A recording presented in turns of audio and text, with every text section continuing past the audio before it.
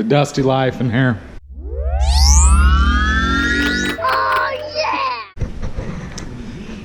Update on the 6.4. And there she is in her current state.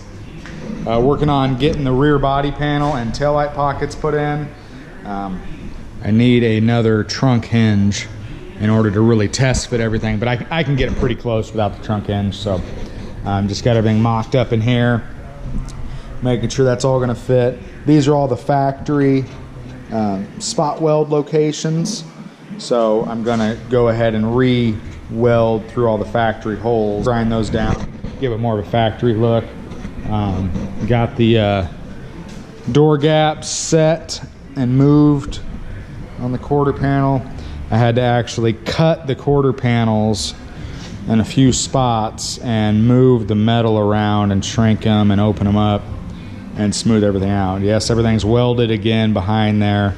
I used fiberglass filler over the weld seams because it's waterproof. Got the firewall, started stripping that all down, getting that ready for paint. The owner's putting in a vintage air system, so no heater box. Other projects in here, we got a 80s square body. Took a nice love tap. He hit a trailer. Nice little love tap with a trailer, his own trailer, which stings even more. So he's pulling out. He doesn't drive this thing a whole lot, just leaves it parked, but decided to drive it one day and then was pulling out and turned into his trailer. So got his door real good, really crushed in. I got a picture. I'll put the picture in here so you can see that, but that's how she's looking now. Getting pretty close. It's kind of an odd project.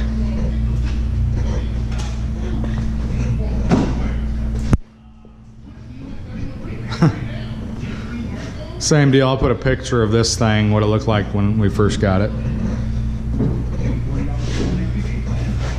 It's a museum piece for the hot air balloon museum in Indianola, Iowa. So,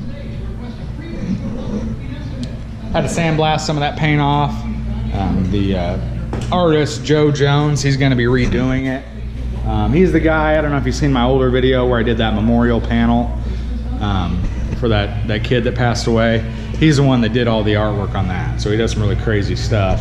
He's the one that painted this thing originally, so I just needed to sandblast it for him. I'm gonna put some primer on it, and he's gonna redo it, and then I'll clear coat it after he gets it painted. So, all the unboltable panels.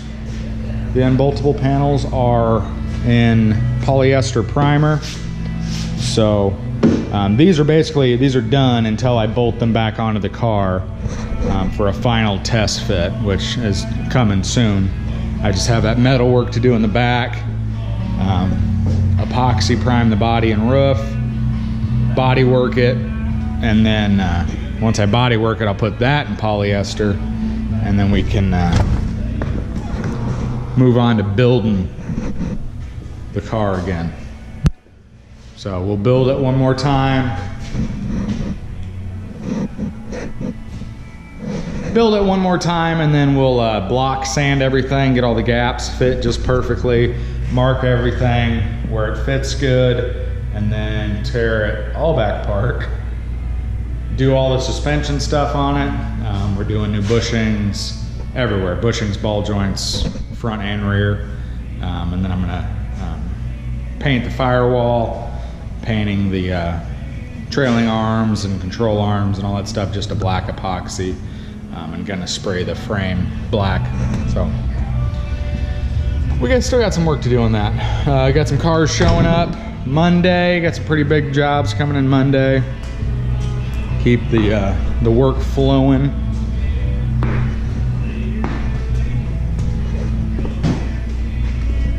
I don't know who sent me this. The signature on the bottom of it was too far gone. So I know that's what it said, was too far gone. But whoever sent me all of this stuff, man, thank you. I mean, sent me boxes of abrasives and cutoff wheels, which is just awesome. So thank you, thank you, thank you. I really appreciate it. That'll come in super handy. Like I said, I'm not for sure who sent them, so if it was one of you guys, which I'm sure it was, let me know so I can thank you personally, because that's awesome. That helps out a lot. Still got my Caddy out there. If anyone's looking for a 77 Coupe de Ville. I don't know if I showed this thing on video yet. Let's go take a look at it.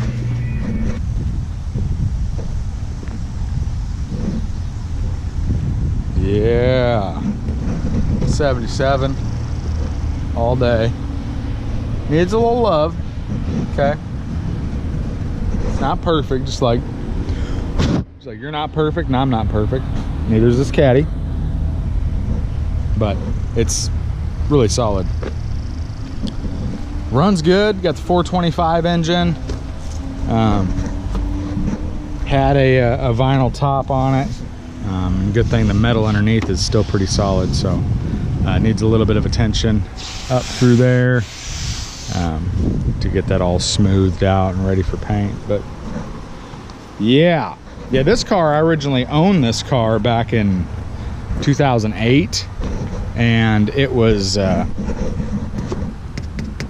baby blue originally when I had it, which I love the baby blue. Just because the car was all original, so I appreciated it.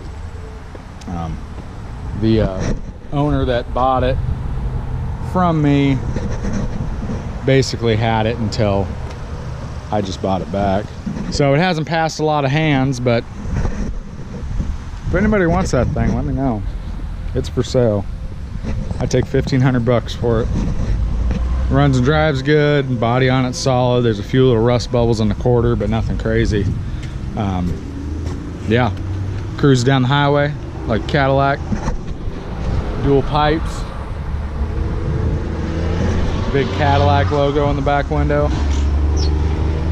Thuggin'. That's what I've been doing.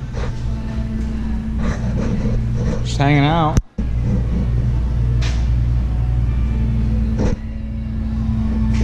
I better get back to work. A little 6-4 welding about to happen. Tips, welding tips. I have a blowgun handy for potential fires. That's all I got.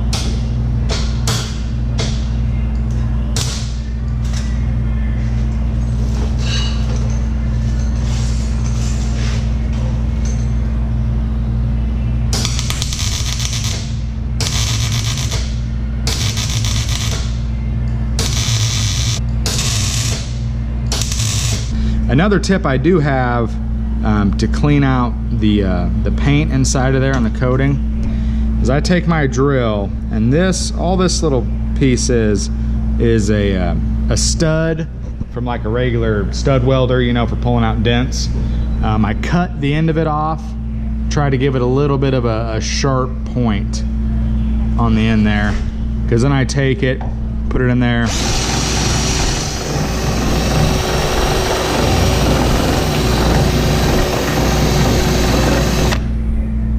Then you can get in there and clean off right where you're gonna weld, because you don't want to take off more metal or more paint off of the metal than what you need to. You just want it right where you have to weld. You want to keep everything coated because you don't want bare steel behind those two panels.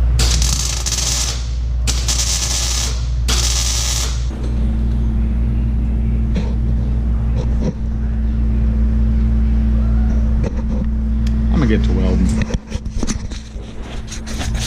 I've been getting a lot of requests, people wanting me to paint their old classic cars, a lot of estimates I've been given, which is really cool.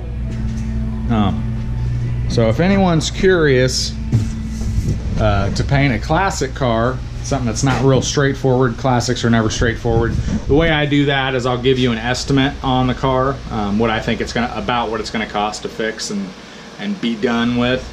Then I'll take a deposit to get started on the car, and then after that, what I'll do is I'll bill per hour. So basically, you're just paying time and materials on the job. After the deposit is used up and the time and the materials, I'll bill you every 2 weeks. You just pay your bill every 2 weeks for me to continue working on the car. But that way, you know, this stuff gets kind of expensive. That way you could say, hey, hold off for a little bit, give it a couple weeks, let me recuperate, and then we can continue going. That way you don't have to pay it all up front or half now, half later. And classic cars are so unknown that I can't give an accurate estimate on stuff like that, because I'll go broke trying to give you an estimate before diving into it, because there's so many things that you don't see happening that will happen. So that's why I do the classic cars, is time and materials, requires a deposit, and then you get billed every 2 weeks after that. So it's kind of like a payment plan. You can get your car done that way. I'm gonna get back out there because I am one of the authorized personnels.